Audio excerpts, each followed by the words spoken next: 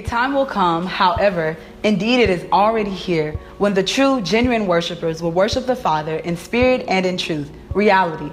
For the Father is seeking just such people as these as his worshipers. God is a spirit, a spiritual being, and those who worship him must worship him in spirit and in truth, reality. John 4:23-24. Depression still remains a taboo subject matter in our society. A lot of people refuse to talk about it, much less admit that they are suffering with painful emotions, loss of sleep, erratic behavior, and much more. There's a chapter in the book called Truthful Realities where I discuss John 4:23-24. And there we find that we are not even qualified to worship God if we don't do it in spirit and in truth. Honesty plays an important role in strengthening our relationship with God. I grew up under the fake it till you make it generation. This idea was that you don't have to look like what you're going through. I can recall seeing people facing really tough situations and never talking about it.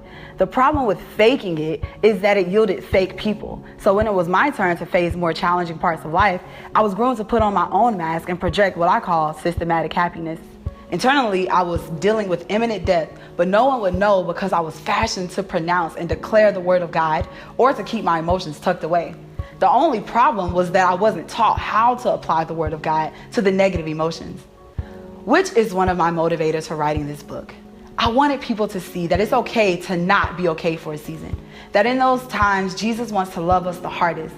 In my experience as a Christian believer and an African American, these two cultures can be the least likely to expose the heavy moments in an effort to always appear put together. We put on a facade and go into our jobs, communities, and families broken and bleeding.